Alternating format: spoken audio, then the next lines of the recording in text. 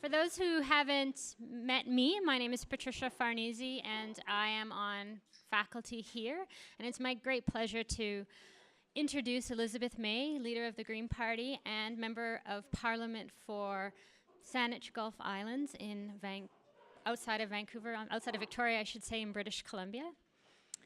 She's a good friend, and I have a few things that maybe you don't know about her that I'd like to share with you. She attended law school at Dalhousie and has worked in a number of different capacities in legal work and in practice in government, as executive director of the Sierra Legal Defense Fund. Sierra Club, I should say, of Canada. Sorry, my mistake. That was. Yes, no. Sorry about that. I messed that up.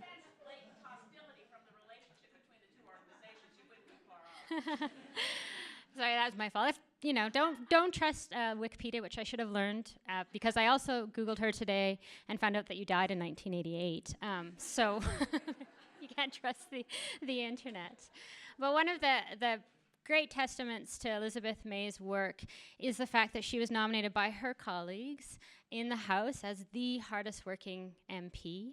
And I know that as having spent one day following her around, and the amount of interviews and emails and requests for her opinions on things were just exhausting just following her. So I'm not going to talk anymore because I know you're all looking forward to hearing from Elizabeth. So please join me in welcoming Elizabeth.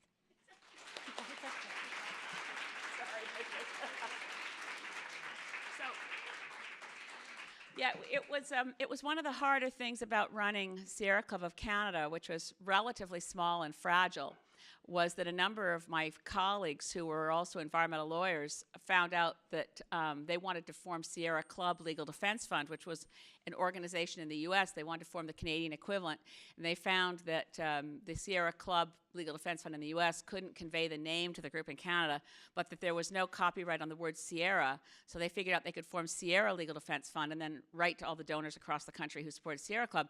And then so anyway, it became a lot of confusion and a lot of people who said to me wherever I went, "Oh, I'm one of your monthly donors. I love your work." And it's like, So it turned out to be, they've changed their name now to Earth Justice, and they do great work. But I never was associated, so I'm sorry for blurting that out. It's obvious, like, oh yeah, it's been 7 years since I worked with Sierra Club of Canada, and I was the executive director for 19 years. One of my best friends is in the back of the room, Jan Norris, who used to be on the board of Sierra Club of Canada. It's grassroots environmental work, and always really, really tough to stay afloat, tough work, and struggle. So I'm talking about another aspect of tough work and struggle, which is women in politics and women in law. And that basically covers me from my earliest inclinations. I think from the age of 13, decided I wanted to be an environmental lawyer. I was inspired by a couple of other lawyers I knew, and I thought that would be a good path for me. And I was always committed to environmental work. And when I say always, it's hard to know at the point at which I became conscious of that fact. I was born in 1954, so when Rachel Carson wrote Silent Spring in '63, I didn't read it for a couple years because I was only in grade 3 when it came out. But when I did read it, it was a really important turning point in my life in realizing that I wanted to do work to arrest the spread of pesticide spraying, recognizing in Silent Spring the symptoms from which our sheep had died due to nerve toxic poisoning, and wrote to the town in which I'd lived and said, "In this period, were you spraying anything at all?" And didn't say why. I wanted to know. And they wrote back and said, "Oh yeah, we were spraying malathion and methoxychlor." And I wrote back and said, "Well, that's probably what killed our sheep." Well, I didn't hear from the town again, but it was pretty clear to me that that had happened, and that if I had an environmental law background, maybe I could have done something about it. So it was an early impulse to want to go to law school. In short form, my career in law and how I got into law school and all of that was definitely not a straight line, not from high school to university to law school as I had assumed it would be. My parents did something very unusual. When my dad was 48, so far too young to actually retire, But we went on vacation to Cape Breton Island, went around the Cabot Trail, and I'd grown up in Connecticut, and although I was still a teenager, so I was not an adult at that point, but I was getting ready to think about going to university and went to Cape Breton. My parents moved, uprooted everything, thought we could open a restaurant and gift shop and kind of have fun with it being a hobby, and quickly discovered that I would not be able to go to university because we were absolutely broke. So I went to law school as a mature student after 10 years of running my family business and waitressing and cooking. And fortunately for Cape Breton Island and for environmental issues, the tourist season was the mirror opposite of the period in which the local pulp company pressed for insecticide spraying. So I was seasonally unemployed, therefore being seasonally available to stop Stora Kopparberg from spraying Cape Breton Island with pesticides, which was pretty handy, all things considered. So when I applied to go to law school, I went as a mature student to Dalhousie Law School, which was the best thing that ever happened in terms of getting me back to the route that I thought I wanted to be on. So I got back to law school in my late 20s and loved it. I loved practicing law. I practiced in Halifax, and then I practiced in Ottawa, and then another unexpected turn happened in my life, and that was that the Minister of Environment at the time in the Mulroney administration asked me to come work for him as a senior policy advisor. I thought this was an extremely unlikely proposition, given that I wasn't a member of his party. But for that matter, I wasn't a member of any other party either. And he was able to persuade me to do it. So I had government experience early, which I've got to say right now as a member of parliament was indispensable. Because our current political situation is appalling. And had I not experienced Westminster parliamentary democracy when it actually had a pulse, I wouldn't be able to identify the fatal symptoms of really a democratic system on life support. I would not be, and I'm charitable to suggest we're on life support. There are some who would suggest that it is the dead parrot on the little Monty Python sketch. It has ceased to be, it is nailed to its little perch.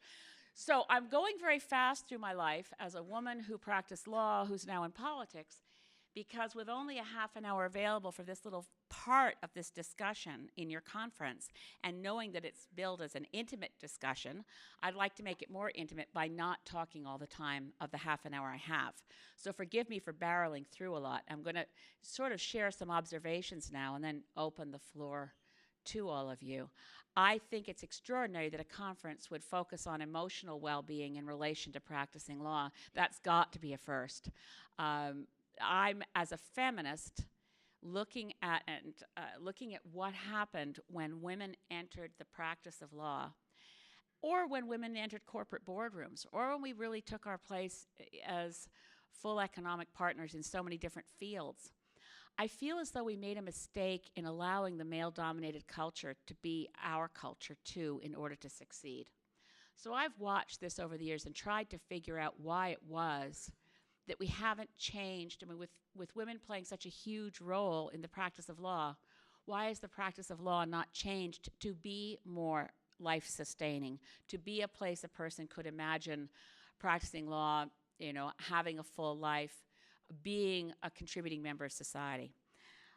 My grandfather was a Wall Street lawyer, practiced admiralty law, and in his generation, it was still a debate whether being a lawyer was a profession or a business. When I went through the bar exams, it was discussed, touched upon, but it was pretty clear to everybody this was a business, and it was about making money. It's still, I think, a tension that is there between what is it one is called to do if you're practicing law. Is it a quest for justice? Is it a quest for social justice? Is it fulfilling the mores of a society which decides to live by the rule of law? Or is it figuring out how to cut corners for your clients so they can make more money than ever? And I'm afraid a lot of people get out of law school and enter the practice of law knowing full well it's a business and wanting to see that fulfilled through six-figure salaries. If it was a profession and we really wanted to change the world through that profession, I think we'd have had a very significant shift in culture, or perhaps a return to, which I don't want to put through too many sepia tones of denying what it was like to practice law generations ago. But I think that overall, and not just in law, across a number of sectors of society, we've seen a willingness to cut corners. My grandfather would have called much of what is now considered successful law practices and successful practitioners would have been called in that day sharp practice. A little bit skating a little too close to the edge for the comfort of a society that wants to rely on the rule of law. And so one of the observations I would make as a woman who practiced law was, I mean, I loved practicing law. I was lucky. I did litigation. I had a bit of an admin practice. I also did a lot of labor law. And then I moved to Ottawa to be the Associate General Counsel to the Public Interest Advocacy Center. So I was doing public interest law, a lot of regulatory process and that sort of thing, and then went to the Minister of Environment's office and basically ceased to practice after that. I love law. I love the process of looking at legislation and amending it and trying to figure out how to make it work better. I hate the fact that right now in the Parliament of Canada, amendments are not tolerated because the party with the majority of seats believes that every single amendment is a partisan political struggle which they refuse to lose. So that we now actually review legislation in the House of Commons, and when we discover a drafting error, even when it's an acknowledged drafting error and there's lots of time to amend, the Conservatives refuse to amend. So that's how Bill C-38, all 440 pages of it, changing 70 different laws, went from first reading to royal assent without a single amendment. So I love law, and I love the rule of law, and I love Westminster parliamentary democracy, and the things that have formed me to be the kind of person I am, you know, a feminist who used to practice law, who now stands in the House of Commons and tries to defend those things. I find myself something of a minority. So the culture that needs to change in making society as a whole the kind of place that's concerned about the well-being of the whole person, needs to address some of these more fundamental issues about what's the purpose of law, or what's the purpose of society, or what's the purpose of an economy. And the society that really needs transformational change from more women entering it is politics. Because while I think the practice of law is now, I haven't looked at law school classes lately, but I think they're pretty routinely 50-50 at least. In Parliament, we have the highest proportion of women MPs we've ever had, and it's 25%. And with more women MPs, I think we could change the culture around the way Parliament works to make it potentially more respectful, to focus on solutions, to actually listen to people and try to figure out how we could make all of Canada the kind of country that we aspire to be, as opposed to right now, I think we're moving in the other direction really rapidly. So knowing that I promised myself I would stop with lots of time for questions, I hope I've now done that. I hope I've provoked some thoughts of your own to ask me about anything about politics or law or how a feminist navigates those things. And I know we all want to hear from the following speakers from Idle No More, and I'm entirely supportive of Idle No More. I'm inspired and grateful, and would do anything to encourage all of us to stand in solidarity whenever Idle No More asks us to show up. And with that, I'll take whatever questions you have. Yes. Oh, we're running with microphones. I forgot that part. I also forgot to acknowledge that I stand on Treaty 6 territory, and I'm grateful for the generosity. Thank you. I had a question. In your experience as an MP, have you heard any discussion or comments from some of the Conservative MPs, and I'm thinking especially of women, about being dissatisfied with what's happening within their own party and the government? I hear a lot of discussion. Strangely enough, I hear it more from men. I've made friends with just about everybody, which is how I managed to get elected Parliamentarian of the Year, is that I've actually got friends on all sides of the House. I can't imagine how they voted for me, but that's another matter. It was a secret ballot. That helped. I hear a lot of dissatisfaction. I hear a lot of dissatisfaction with being told what to say, with scripted statements. I hear it from NDP members. I hear it from Conservatives.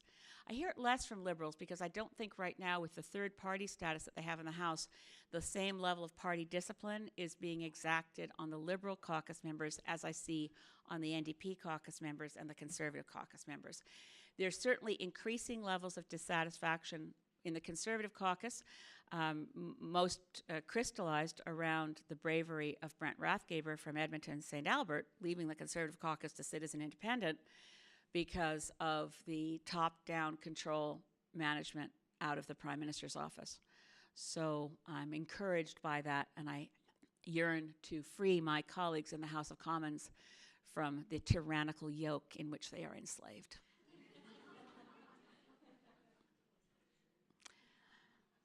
And I'm not kidding about it. I wouldn't trade places with anybody in that place, except for, I'm very grateful to be the only Green member of Parliament in the House of Commons. I would love more Green members in the House of Commons just so we could, model the behavior that I want to see, which would not be, we're never going to have a top-down party discipline. I mean, can you imagine? I don't know how much you know about Greens culturally, but it would definitely be completely impossible to impose top-down party discipline on Greens, nor would I want to. Yeah. I just had a question about, you mentioned law as a business or profession, and I'm only asking this question because I talked about that a little bit this morning. You worked in a family business before you went into law. What does business look like to you? Because for me, the most successful business I've been involved in the last 10 years is actually a co-op. Mm-hmm. But I don't hear that. When I hear people talking about business, that's not the business they're generally talking about. That's right. Well, our family business, we used to joke about it being an unintentional nonprofit. It was very, very difficult to be in a seasonal business on the Cabot Trail and try to stay afloat. And we did at one point. My mother had this great idea. Hester knew my mom. My mom had this great idea that we should. We offered shares to our workforce. We had about 35 people working for us seasonally, and we thought, they might want to be, in that co-op model. We could make the transition, but they were pretty sure this was a loser, so they weren't interested. So we did try. The co-op model is, a perfectly valid form of doing business, and we have some successful co-ops in Canada. Where I came from in Nova Scotia, which is the origin of the cooperative movement, Monsignor Moses Cody and the Antigonish movement all came out of Margaree, where my family lives, and co-ops are perfectly valid models. We have, as a matter of the default model of the Corporations Act, and everywhere you look, the model is of a limited company with the model of shareholders, board, and not with the notion that you actually have your customers be your members and get a benefit from the success.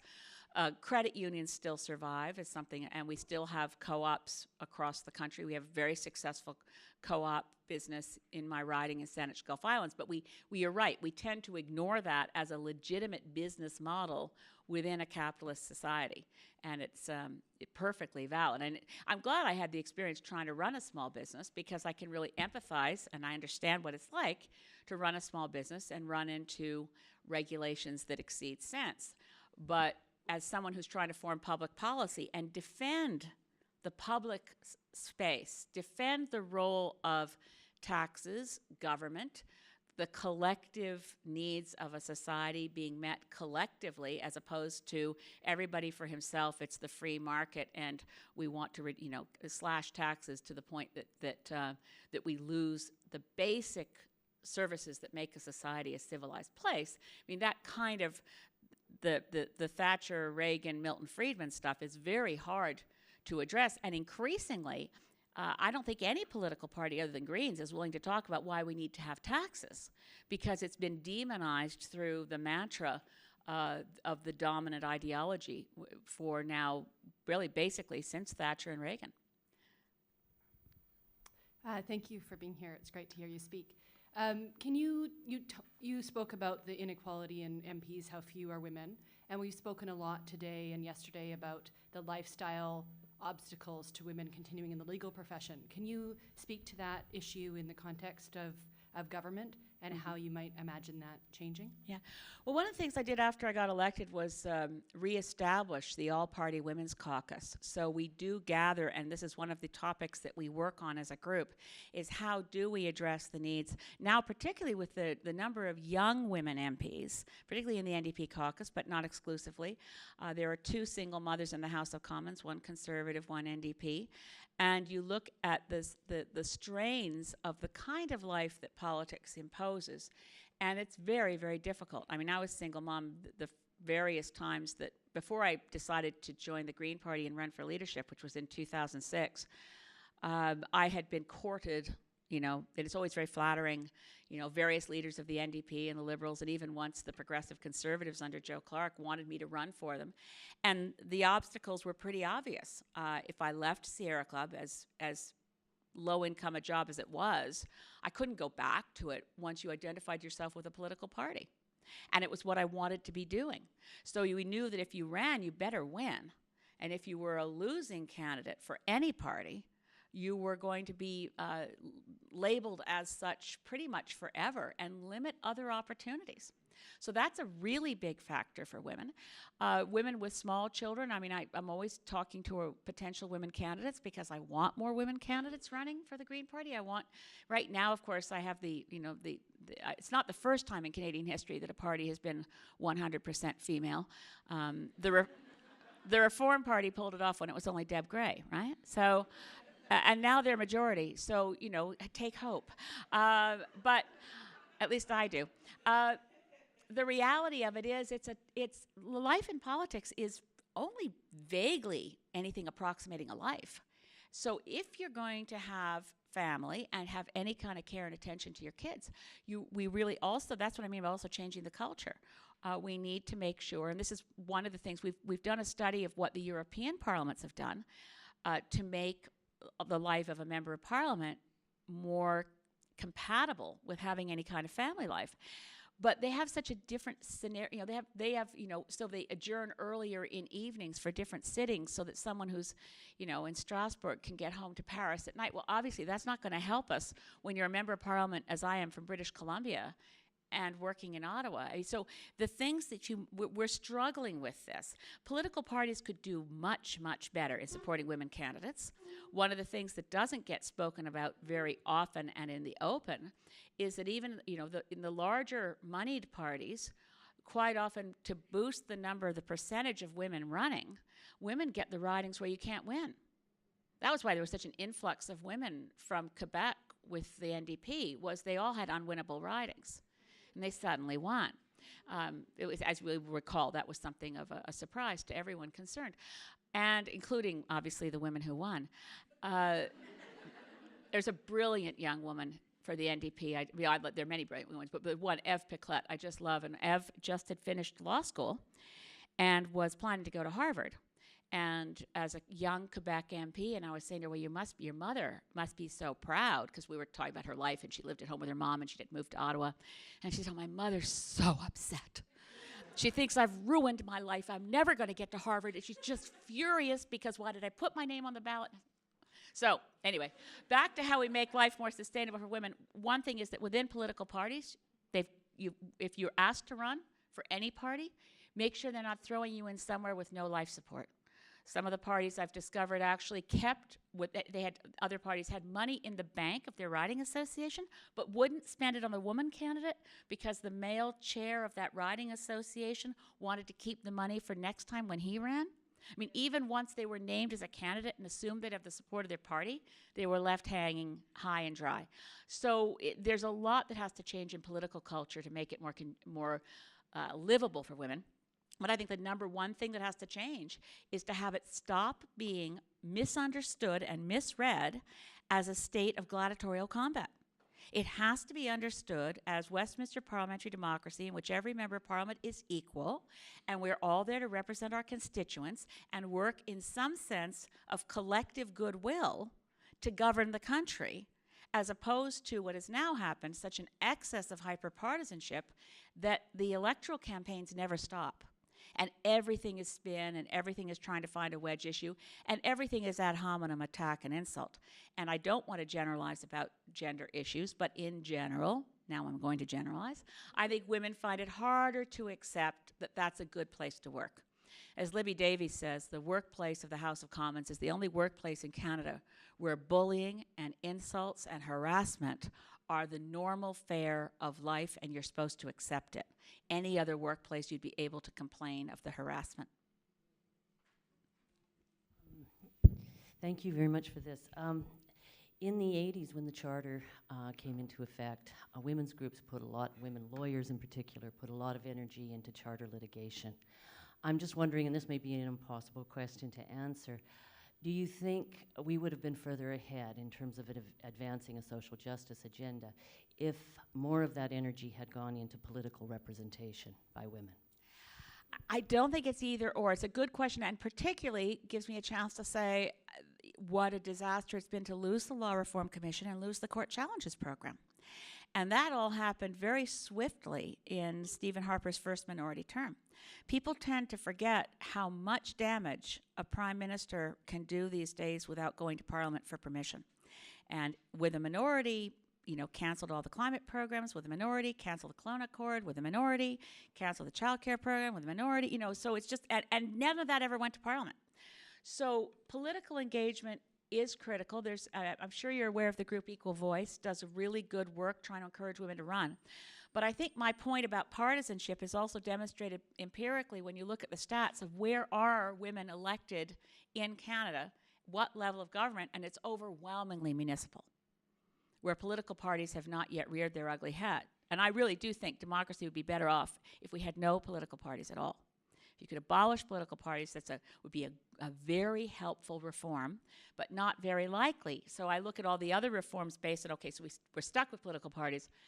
How do we minimize the damage that they do? Because as an overlay on Westminster parliamentary democracy, they've perverted the system and morphed it into an elected dictatorship. So how do you fix that? More women being elected would help, but obviously a lot of the women who are in the House, and it's an interesting question, do I hear more from conservative women? Not so much. There's a zeal to get ahead, yes. There's lots of very dedicated women working for their community who try to just put on blinders to how awful it is all around them. That's one strategy for an MP in the current circumstances. And I know MPs who manage to focus on one issue and advance it that way. But women are we're practical and focused on, I want to spend my time where I feel I can get something done. And I'm not interested in going into something that's going to be unrelentingly unpleasant and also feel as if all I've accomplished is, advancing a couple of seats for somebody else in a power struggle. If it's not about real change, then I'll go someplace where it is about real change. And I do want to stress, in case I leave the wrong impression, being elected to Parliament is about real change. I feel I've been able to accomplish things that nobody thought I could do because I used the rules of the place. I studied the rules of practice and procedure. I feel that if we could have more people elected who were not constrained, who had ideas and wanted to contribute, we could actually display in Parliament the kind of behavior that made people think, as particularly young people, I'd like to do that.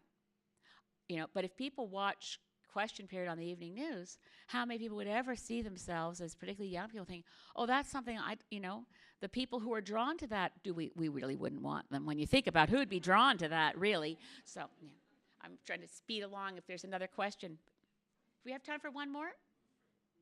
No? Okay, because we're moving to the next panel. Anyway, I really wish I'd had more time with all of you. I'm going to one little plea. I never thought I'd be, as a member of Parliament, that I would decide that one of my main responsibilities is to be independent media. That's another problem in this country, is the news media seems to have become increasingly dumbed down and more interested in entertainment and not offending Stephen Harper. So I just want to mention that I do have a newsletter that doesn't involve you being involved in any partisan way at all. It doesn't connect to the Green Party. It's just my MP newsletter. I write a lot of what I'm seeing going on. and it's elizabethmaymp.ca. And if you go to that website and sign up for my newsletter, I promise you're not going to ever get anybody writing you from the Green Party, because the lists are separate. And I'm grateful, very grateful, for spreading the word that it matters to care about rescuing democracy from political party hyperpartisanship. The only way we're going to get the kinds of changes we need in society is to stop the nonsense that's going on right now in politics. So sharing that, if you sign up for my newsletter, share it with your friends, I'd be grateful. Thanks very much.